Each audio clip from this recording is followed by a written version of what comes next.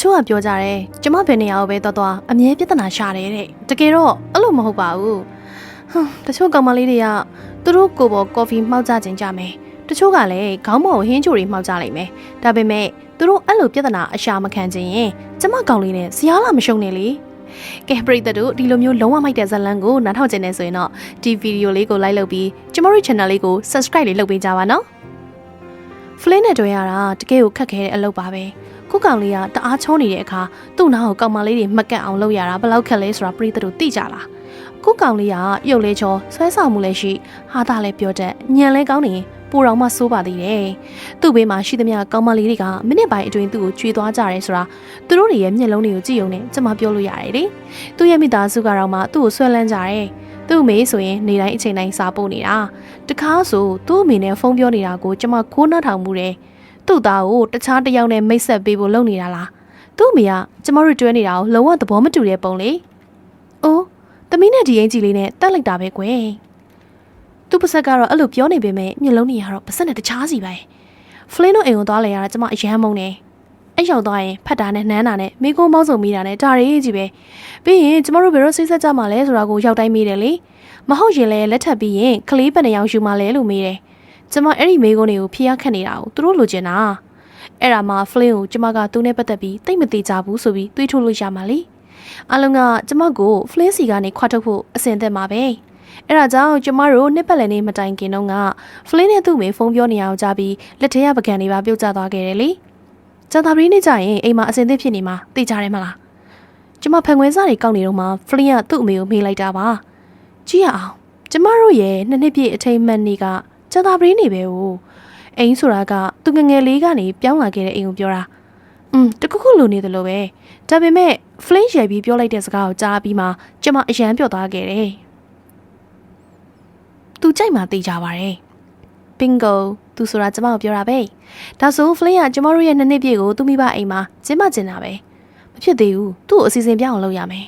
အရင်ဆုံးအဲ့ဒီညမှာကြည့်ဖို့အတွက်အတွဲ2ယောက်ជីជីနုနုနဲ့ခီးသွားကြတဲ့အချက်ကားကိုရွေးလိုက်တယ်ကိုလည်းအဲ့လိုမျိုးလေးရိုမန်တစ်ဆန်ဆန်မှာကျမတို့ပြောလိုက်တယ်သူရှင်ပြိုင်ခြေစိတ်ပြင်းလာသေးတော့နီလန်းစပေးလိုက်တာလေနောက်တော့အတွဲတွေအတွက်ခီးသွားပေါင်ရှာတွေကိုတိုက်ခန်းတစ်ခုလုံးမှာလိုက်ကတ်ထားလိုက်တယ်နောက်တော့အဲ့ဒီပေါင်ရှာတစ်ရွက်ကတိဘီဆိုတဲ့စတစ်ကာဆောက်ရွက်လေးနဲ့ရေခဲတစ်တာတကားပေါ်မှာကတ်ထားတာကိုတွေ့လိုက်ရတယ်လေဟာငါနိုင်ပြီသူမိဘအိမ်မှာနှစ်ပြည့်နှစ်ပတ်လည်လှုပ်ရှားမလို့တော့ဘူးပြီးတော့နှစ်ပတ်လည်နေ့အတွက်မြို့စွန်နာစပါတစ်ခုမှလည်းဘုကင်တင်ထားသေးတယ်လေအဲ့ဒီစပါကအိမ်ကနေဆိုရင်တော်တော်ကြာကြာလေးမောင်းတော့ကားပေါ်မှာစားစရာတွေအပြည့်တင်ပြီးတော့ထွက်လာခဲ့တာပေါ့အဲ့ဒီစပါကိုသွားဖို့ကလည်းကျမကျန်းဆိုတော့ကျမပဲကားမောင်းမှုဆုံးဖြတ်လိုက်တယ်ဒါမဲ့ကျမတို့မြို့ကနေထွက်လာပြီးမကြခင်မှာပဲကောင်းငင်ကြီးကမှောင်မဲလာတော့ဖလင်းလဲစိတ်ပူလာတာပေါ့ပြီးတော့မိုးတွေတဲကြီးမကြီးရွာချပါတော့တယ်ဖလင်းကတော့ကားတကားကိုတတောင်းတောင်းနဲ့ခောက်နေပြီးတော့လေဘေးနောက်ကိုလည်းတစ်ချက်ကုတ်နေသေးတယ်အဲ့ဒါနဲ့ကျမသူ့ဘက်လှည့်ပြီးတော့သူစိတ်ငြိမ်သွားအောင်မျက်နှာတစ်ဖက်ကိုလက်နဲ့ပုတ်ပေးလိုက်ပါတယ်သူကျမကိုအသာလေးပြုံးပြတယ်ဒါပေမဲ့ချက်ချင်းဆိုသလိုအဲ့ဒီပြုံးကပျောက်သွားပြီးတော့သူ့မျက်နှာကလည်းရှေ့ကကားမရောင်ကြောင်လင်းငင်းနဲ့ဖြစ်သွားခဲ့တယ်ကျမတို့ရှေ့ကနေလာနေတဲ့ကုန်နေကားကြီးနဲ့မတိုက်မိခင်မှာကားစရီယာတိုင်းကိုအားကုန်ကွေးရှားလိုက်နိုင်ပါသေးတယ်ဒါပေမဲ့ကျမတို့ကားဟာလဲနဲ့လမ်းမကနေဆင်းချပြီးတော့ဘေးကတစ်ပင်နဲ့တိုက်မိသွားခဲ့တယ်ကျမဖလင်းကိုချက်ချင်းကြည့်လိုက်မိတယ်ဒါပေမဲ့သူသတိမိနေတာကိုတွေ့လိုက်ရတဲ့ချိန်မှာကျမနှလုံးသားတစ်ခုလုံးပြုတ်ကျသွားသလိုခံစားလိုက်ရပါတော့တယ်ဒါပေမဲ့နှစ်ဖူးပေါ်ကဖူးရောင်နေရလွှဲရင်လည်းဘာမှကြီးမားမားထိခိုက်တာမျိုးတော့မတွေ့ခဲ့ရပါဘူးကျမချက်ချင်းကားပေါ်ကနေခုန်ဆင်းပြီးတော့သူ့ဘက်ကိုပြေးသွားလိုက်တယ်ပြီးတော့ကားပေါ်ကဆွဲချပြီးတော့ညက်ခင်းပေါ်မှာလှည့်ချထားလိုက်တယ်တနာစရာကောင်းနေငါကောင်းလေးရဲ့သူသတိမိနေတာပဲ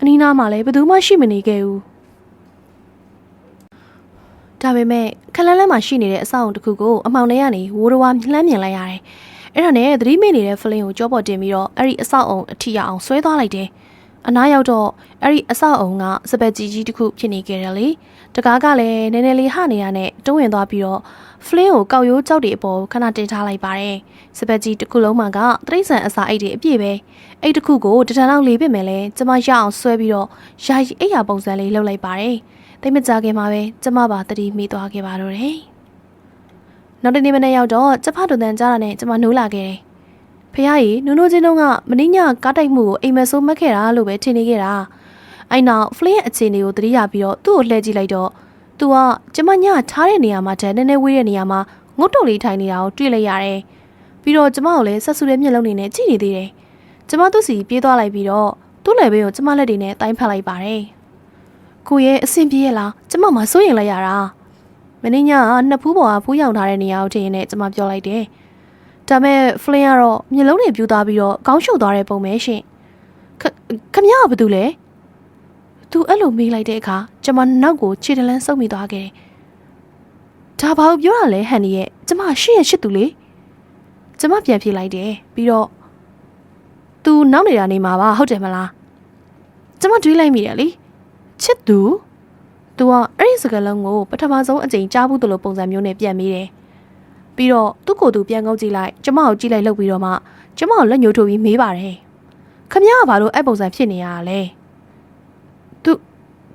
ဲသူကျမဘာတူလဲဆိုတာမေ့သွားတာလားတကယ်မေ့သွားတာလားဖလင်ဟန်နီကျမမိန်းကလေးလေးပြီးတော့ကိုယ့်ရဲ့ချစ်သူကောင်းမလေးလေသူမျက်နှာတစ်ခုလုံးကျမလက်ထဲထည့်ထားပြီးတော့ရှင်းပြလိုက်ပါတယ်သူကတော့ချစ်သူကောင်းမလေးဆိုတာကိုထပ်ပြောပြီးတော့ရဲပြန့်နေအဲ့ဒါဘာအထိပ်ပဲလဲသူကအဲ့လိုမျိုးတော့ကျမလည်းသူ့ကိုအနမ်းတဝင်ပေးပြီးတော့ပြုံးပြလိုက်ပါတယ်ကျမတို့ဒီလိုလဲလုပ်လို့ရတယ်ဆိုတဲ့အထိပ်ပဲလေကျမပြန်ပြေးလိုက်တယ်သူကျမစီကအနမ်းတွေကိုအကြိုက်ဆုံးဆိုတာကျမသိတယ်လေအဲ့ဒါကြောင့်ဖလင်းကနရွက်ကပါစက်ချိတ်မတက်ပြုံးနေတာကိုတွေ့လိုက်ရတော့တိတ်မအံ့ဩတော့တာလေကျမသူ့ကိုကျမနားကနေလုံးဝကိုထွက်မသွားစေချင်တော့ဘူးဒါမဲ့ကျမကားရှာပြီးပစ္စည်းတွေသွားတရအောင်မယ်လေကျမယုံတော့မယုံနိုင်ဘူးကျမရဲ့ဤစားကျမဘာတူလဲဆိုတာကိုမေ့သွားတယ်လေလားပြီးတော့အမျိုးသမီးဆိုတဲ့အတုံးနှုံးကိုရောတပါးတည်းမေ့သွားတာလေကျမကောင်းထဲမှာဖြစ်နိုင်ချေအတွေ့အများကြီးပတ်လဲရိုက်နေခဲ့တယ်ကျမနဲ့ပြိုင်လို့ပြီးတဝင်းတိုးစရာကောင်းမလေးမရှိနိုင်တော့ဘူးလေကျမသူ့ကိုဒီစပက်ကြီးထဲမှာခေါ်ထားရုံပဲသူကတခြားမျိုးသမီးတယောက်ကိုမမြင်တော့ဘူးဆိုရင်ကျမဘွားတစ်လျှောက်လုံးသူ့ကိုတဝင်းတိုးပြီးတော့စိတ်ပူစရာမလိုတော့ဘူးလေတိုက်မိထားတဲ့ကားပြက်တဲကအဝတ်အစားအိတ်နဲ့အစားအစာတွေကိုတွားယူလိုက်တယ်လေချုံပြီးစပက်ကြီးစီပြန်လာခဲ့လိုက်တယ်ကျမစပက်ကြီးစီပြန်ရောက်တော့လက်ထဲဆွဲလာသမျှအကုန်လုံးကျသွားပြီးဟင်းကနေဖြစ်သွားခဲ့ပါတယ်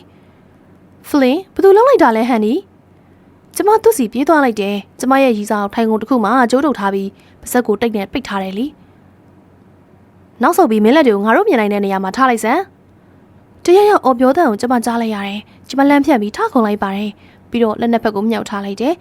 ကျမနောက်လဲကြည့်လိုက်တော့စပက်ကြီးအဝမှာအဖိုးကြီးတယောက်ခရင်ကွာကြီးကင်ပြီးရက်နေတာကိုတွေ့လိုက်ရတယ်သူကြီးရတာဒေါသထွက်နေတဲ့ပုံပဲသူ့ဘေးမှာလူငယ်တယောက်ရက်ပြီးကျိုးဝင်ရမ်းပြနေတယ်လေသူ့ရောကျိုးချီထားမလားဖေလူငယ်လေးကမေးလိုက်တယ်ရတယ်မလို့ဘူးလို့ဖိုးကြီးကပြန်ဖြေတယ်ငါချန်တဲ့ကနေအခုချက်ချင်းထွက်သွားမဟုတ်ရင်ရဲတိုင်ရလိမ့်မယ်သူကဖလင်းနဲ့ကျမဘက်ကိုလှည့်ပြီးချင်းချောင်းလိုက်တယ်သူတို့နှစ်ယောက်စပက်ကြီးတွေကနေထွက်သွားပြီးခက်လန်လက်မှာရှိတဲ့အိမ်တစ်လုံးစီဝင်သွားတာကိုကျမတွေ့လိုက်တယ်နေပါအောင်ကျမသူတို့နောက်ကိုပြေးလိုက်သွားပြီးတော့အော်လိုက်တယ်ကျမဒူးထောင်ချလိုက်ပြီးကျမတို့နေဝင်ပေးဖို့သူတို့စီကနေခွင့်တောင်းလိုက်ပါတယ်ကျမတို့ကားတိုက်မှုဖြစ်လာတဲ့အကြောင်းကိုလည်းသူတို့တရားပြောပြလိုက်ပါတယ်ဒါမဲ့သူတို့ကကြယူတော့မဆိုင်ပါဘူးသူတို့ရဲ့စပယ်ကြီးထဲမှာအတဲတဲလာနေတာကိုသူတို့မလိုလားဘူးလ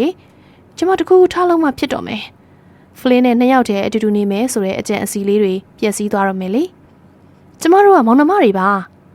ကျမလိန်ပြောလိုက်တယ်ကျမတို့ကမောင်နှမတွေပါပြီးတော့ကျမတို့မိဘတွေရန်ကနေလွတ်အောင်ပြေးလာရတာလေသူတို့ကစိတ်သိမ့်မမှန်ဘူးရဲ့ကျမငိုပြလိုက်ပါတယ်မျက်လုံးထဲကမျက်ရည်ကိုမထွက်အောင်ညှစ်ပြီးမျက်ရည်ချူပြီးအသက်နားခံလိုက်တယ်အဲ့တော့မှအဖိုးကြီးရဲ့မျက်နှာအနေထားလဲပြောင်းသွားတယ်လေအော်ငါတို့ထင်တာသူလို့မဟုတ်ဘူးပဲသူတူတူလေးရေရွတ်လိုက်တယ်ကောင်းပြီလေမင်းတို့ဒီစပက်ကြီးထဲမှာနေနိုင်ပါတယ်ဒါပေမဲ့မင်းတို့ဒီမှာနေသမျှကာလပတ်လုံးနေစရိတ်နဲ့စားစရိတ်အတွက်ငါအလုပ်တွေကုလုပ်ပေးရမယ်သူကပြန်ပြောလိုက်တယ်ကျမအရန်ဝမ်းသာလုံးလို့ရှုံ့ပိန်နေတဲ့သူ့ရဲ့ဖက်နှက်ကြီးတွေကိုတောင်ဖက်နှမ်းပြီးတော့မလေကျမဖလင်းစီပြန်သွားပြီးသူ့ကိုကြိုးဖြီပေးလိုက်တယ်အဖိုးကြီးနဲ့ပြောခဲ့သမျှအကြောင်းစုံသူသိအောင်ပြောပြလိုက်တယ်အလုပ်ကျန်းလုံးရလဲကိစ္စမရှိပါဘူးကိုမင်းနဲ့အတူတူရှိနေရရင်ပြီးတာပဲလေသူကပြုံးပြီးအဲ့လိုပြန်ပြေတော့ကျမရင်နဲ့နှွေးထွေးသွားခဲ့တယ်ပြီးတော့အဲ့ဒီတရက်လုံးကျမတို့လဲကွင်းထဲမှာအလုပ်တွေအတူတူကုလုပ်ပေးခဲ့တယ်စပက်ကြီးထဲမှာဖုန်တက်နေတဲ့ပရီဘောကအဟောင်းနေရှိတယ်လေအဲ့တော့တန်ရှင်းရလုပ်ပြီးတော့တောင်းတနေရမှာအေကန်လေးတစ်ခုဖွက်ထားလိုက်တယ်တစ်တာစားတွေတစ်သားစားတွေသုံးပြီးစပွဲကုန်လေးတစ်လုံးတောင်လှုပ်လိုက်သေးတယ်ကျမလည်းအရှင်အဖိုးကြီးအိမ်သွားပြီးစားစရာတွေသွားယူခဲ့တယ်ဒါသူ့အတွက်အလုပ်လုပ်ပေးလို့သူပြန်ပေးတာလေအဲ့ဒီချိန်မှာပဲကျမကိုတုံလုံး၆ချာသွားစီမဲ့အရာတစ်ခုကိုတွေ့လိုက်ရပါတယ်ကားတစ်စီးပေါ်ကနေအမျိုးသမီးတစ်ယောက်ဆင်းလာခဲ့တယ်သူ့ရဲ့ခန္ဓာကိုယ်ကမော်ဒယ်မလေးတိုင်းပဲကျမကောင်းထဲမှာတတိပေးခေါင်းလောင်းတန်နေလို့တဝီဝီဖြစ်လာခဲ့တယ်ဒါပေမဲ့ကျမအစိုးရိမ်လို့နေလို့မဖြစ်ဘူးသူ့နာသွားပြီးအကျိုးကြောင့်မေးကြည့်ရမယ်ပထုတ်တင်လဲထုတ်ရမှာပေါ့အဲ့တော့ကျမသူ့နာကတ်သွားပြီးတော့ကျမကိုကျမမိတ်ဆက်လိုက်တယ် သူ့ပြုံးနေကနှွေးထွေးချိုမြင်လုံးကျမမျက်လုံးနေတော့အရေးပြောကြမတတ်ပါပဲကျမကဆမ်မီရာပါဒါကျမဖေရဲ့လေတော့လေသူပြန်ဖြေခဲ့တယ်သူကရွှင်ပြပြီးချစ်ဖို့ကောင်းတဲ့မိန်းကလေးတစ်ယောက်ပဲကျမသူ့ကိုမုန်းလိုက်တာဖလင်းသူ့ကိုမမြင်အောင်ကျမအတတ်နိုင်ဆုံးကြိုးစားရမယ်ကမ္ဘာမှာအမျိုးသမီးတွေရှိတယ်ဆိုတာသူမသိသေးဘူးလေကျမတော့သူ့ကိုဒီတိုင်းလေးပဲဖြစ်နေစေချင်တာကျမအစားတောက်တွေကိုစပက်ကြီးထဲပြန်ယူသွားလိုက်တယ်အထဲဝင်လိုက်တော့ကျမအတွေးတွေများပြီးရင်တုန်လာခဲ့တယ်ဆမ်မရာကိုဖလင်းတွေ့သွားရင်ဘယ်လိုလုပ်မလဲဖလင်းစပွဲမှာထိုင်ပြီးတခုခုကိုဆူဆူဆိုက်ဆိုက်ကြည့်နေတာကိုကျမတွေ့လိုက်တယ်ဘေဘီဒါကဘာလဲရင်သူအဲ့လိုမေးလိုက်တယ်သူ့လက်ထဲမှာကင်ထားတဲ့အရာကြောင့်ကျမဒူးတွေတုန်လာခဲ့တယ်အဲ့ဒါစိတ်ဆက်လက်စွပ်ဘူးလေသူ့ဝိတ်ထဲကနေပြန်ရှာတွေ့သွားတယ်နဲ့တူတယ်ဒီဘူးယူလာပုံအရသူ့ရဲ့မှတ်ဉာဏ်တွေပျောက်မသွားခင်မှာတခုခုလုပ်ဖို့ကြံစီခဲ့ပုံပဲကျမအဲ့ဒီအကြောင်းသူ့ကိုရှင်းပြရင်အသက်ရှူတွေကျက်လာခဲ့တယ်ကျမဖလင်းနဲ့အတူတူညစာစားနေတော့ဆမ်မရာအကြောင်းတွေကိုဖေးဖေးပြောပြောဖြစ်သွားခဲ့တယ်ကျမတို့နှစ်ယောက်ပဲလေအမြဲတမ်းဒီနှစ်ယောက်ပဲအတူတူရှိတင်တာမဟုတ်လားနောက်တစ်နေ့ရောက်တော့ဖလင်းနဲ့ဆမ်မရာတဲမတွေ့တော့ကျမအသေးအတန်စူးစမ်းခဲ့တယ်ကျမဆမ်မရာကိုမြင်းမော်တင်မေးပြီးမြင်းဖေုံပုတ်ချလိုက်တယ်အဲ့တော့ဖလင်းသူ့ကိုမမြင်ခင်မြင်းကိုအဝေးကိုမောင်းထုတ်ခန်းလိုက်တယ်လို့ပေါ့ဆမ်မရာလမ်းလျှောက်လာတာမြင်တော့ကျက်စာတွေအကုန်လုံးကိုဖလင်းမော်လောင်းချလိုက်တယ်အဲ့တော့ဆမ်မရာဖလင်းကိုမမြင်တော့ပဲကြက်အုပ်လိုက်ကြီးမြင်သွားတယ်လို့ဖြစ်သွားတာပေါ့ကျမအတက်နိုင်ဆုံးစူးစမ်းခဲ့တယ်အဲ့ဒီညနေစပက်ကြီးတကားပိတ်လိုက်တော့ကျမအရန်ပင်ပန်းနေမှန်းသိလိုက်ရတယ်လေကျမနှုတ်လဲကြည့်လိုက်တော့ပင်ပန်းနေရတောင်ဘဲပြောက်သွားမှမသိတော့ဘူးဖလင်းကစပက်ကြီးထဲမှာဖျောင်းနိုင်နေထွန်းလာခဲ့တယ်စပွဲပေါ်မှာလည်းအစားတောက်တွေတေချာခင်းကျင်းထားပြီးသူယူလာတဲ့အကောင်းဆုံးဝတ်စုံကိုဝတ်ထားခဲ့တယ်လေအရမ်းမိုက်တာပဲသူညစာစားနေတော့သူ့ရဲ့စိတ်တွေလှုပ်ရှားနေခဲ့တယ်ငါရှာကြည့်လိုက်သေးတယ်ပြီးတော့သူ့ဝိတ်ထဲကနေလက်စွပ်ဘူးကိုထုတ်လိုက်တယ်အခုကအချိန်ကောင်းမဲလို့ငါတင်တယ်သူပြုံးပြပြီးလက်စွပ်ဘူးကိုဖွင့်လိုက်တယ်လက်စွပ်လေးကဖျောင်းနိုင်မီးရောက်နေရအောင်မှာတလဲလဲတောက်ပါပြီးလှပနေခဲ့တယ်လေကျမမျက်ရည်တွေဝဲလာခဲ့တယ်ဂျန်နီကိုနဲ့သူစကားတော့မဆုံးသေးဘူးအပြင်ဘက်ကနေအော်တန်အကျယ်ကြီးထွက်လာခဲ့တယ်သူလည်းစကားပြောတာရက်သွားခဲ့တယ်လန့်သွားလို့ချက်ချင်းထားရလိုက်တယ်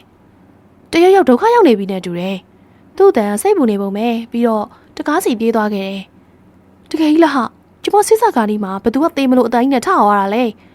ကျမလည်းဖလင်းနောက်ကိုအမှောင်ကြီးလေးဖြတ်ပြီးလိုက်သွားခဲ့တယ်ခဏကြာတော့ကျမပြဿနာတစ်ခုကိုတွေ့လိုက်ရတယ်ကျမနှလုံးနဲ့ရက်တက်သွားသလိုခံစားလိုက်ရတယ်ဆမ်မရာတယောက်လာရအောင်မှာမြင်းစင်းပြီးလှသွေးဖြာနေခဲ့တယ်လေ